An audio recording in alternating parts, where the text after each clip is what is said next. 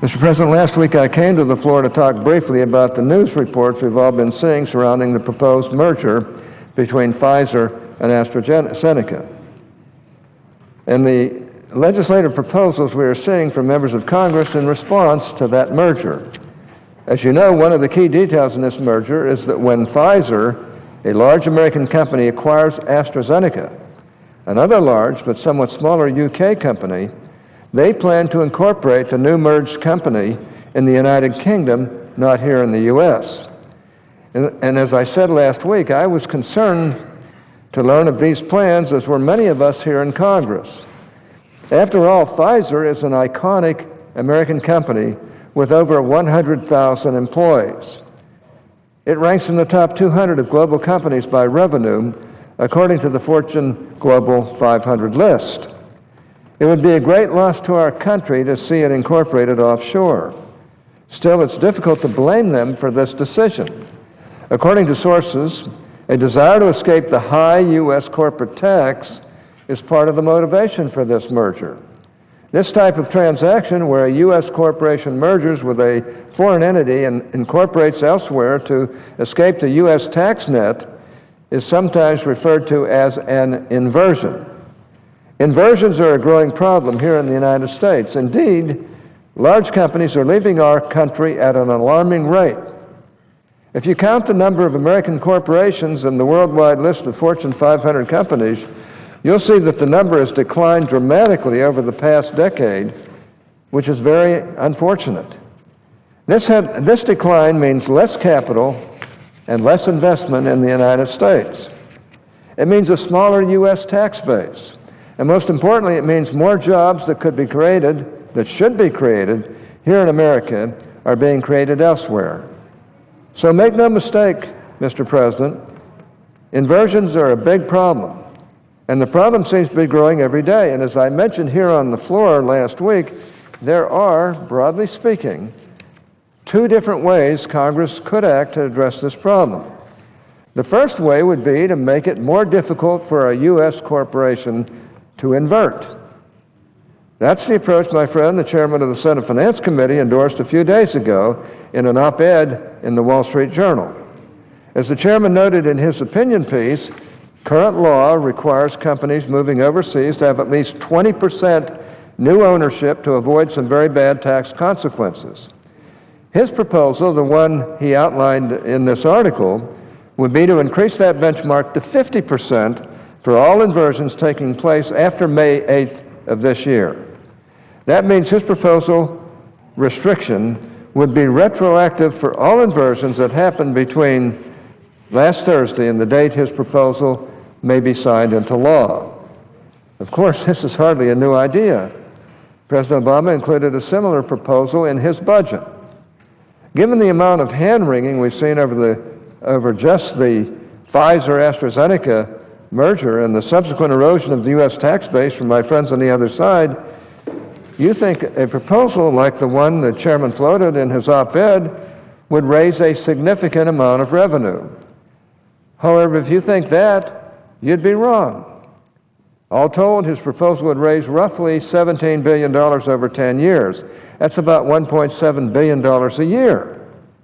Now, that's not really an insignificant sum, but it does demonstrate that the scope of the problem is hardly worth the draconian solution some of my friends want to impose in order to solve it.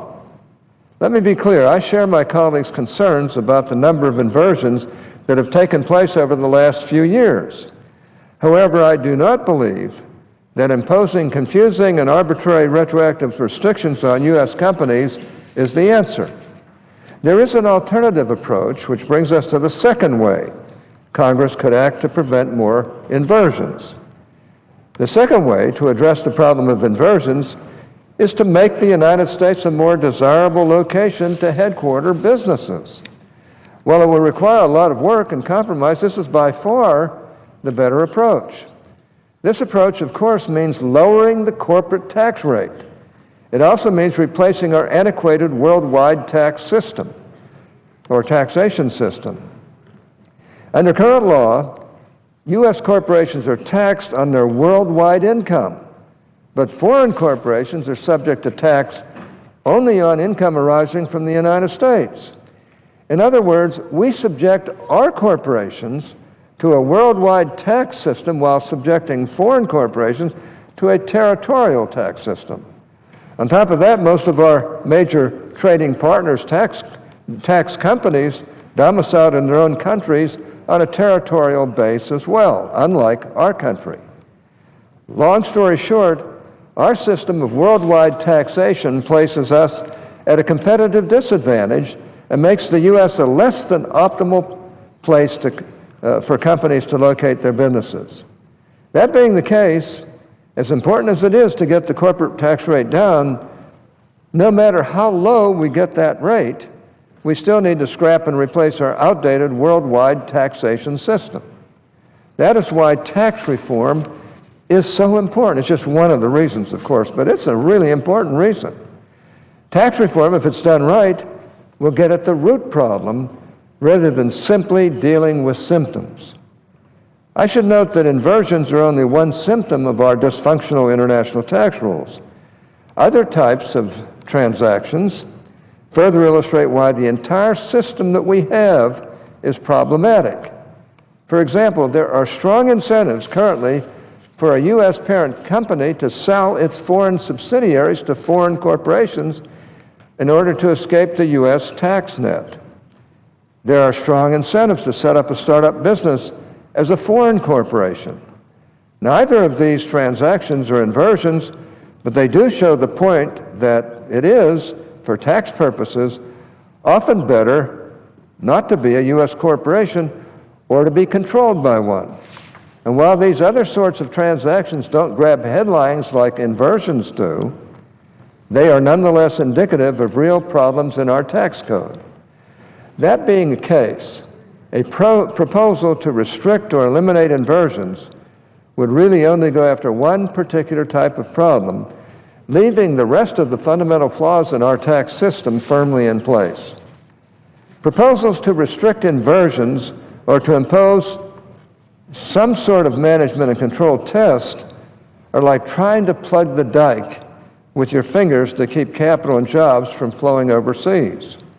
These proposals are not long-term solutions. They're not even good short-term fixes. Another example of business activity flowing overseas that readily comes to mind is the problem we're facing with the medical device industry. We are losing our innovative medical device companies because of our stupid tax system and the 2.3% tax on sales or gross income of our medical device companies, a lot of which haven't made a profit yet but would be taxed even though they're not making profits, but will make profits if they can keep going with their innovative and good ideas. We know that thanks to Obamacare's medical device tax, some of America's most innovative companies in an industry that's vital to our healthcare system are moving jobs overseas. Yet where's the call from the leadership on the other side to do something about this? In fact, there's nothing but stultification of legislation to solve this problem, which I think almost any intelligent person would want to do. As it stands, it appears not to alarm my friends on the other side when business activity flees the country as a result of punitive tax under Obamacare. Yet if a company with a large revenue base takes taxes into account when considering mergers and acquisitions, the alarm bells sound and legislation is put forward in no time. I'd say there's a bit of inconsistency on the part of some of my colleagues who claim that they want to keep jobs and business in the United States. Well, if they do, why aren't they doing something about this stupid tax on medical device companies? We had a vote on this earlier in the year on a bill that didn't go through both houses, and the leadership knew it wouldn't go through, where we had 79 votes in favor of abolishing this tax. There's a wide bipartisan support to get rid of it. What's wrong with the other side here that we have to continue to fight to try and get rid of something that 79 people in the Senate voted to get rid of. And by the way, I believe that if we brought it up true blue and in and of itself, it would pass here with probably 95 votes. If people give any consideration to American business, American ingenuity, solving the problems of health care, bringing health care costs down that medical devices can do, and saving lives. It's no small reason why some of these medical device companies are moving overseas, where they're treated far better than we treat them here. 79 people voted to get rid of that stupid tax.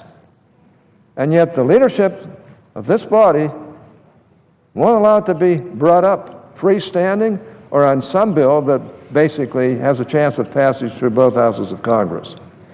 Now, there is, of course, bipartisan legislation that would correct the problems we face with the medical device tax, namely a bill introduced by Senator Klobuchar and myself. And I commend her for it. She's had a lot of guts, plus a lot of ability to work on this bill. Sadly, the Senate Democratic leadership has, thus far, refused to allow an up or down vote on the measure, even though we know it has broad bipartisan support, as I've heretofore mentioned. My hope is that this will change with the upcoming debate over tax extenders, but I'm not holding my breath.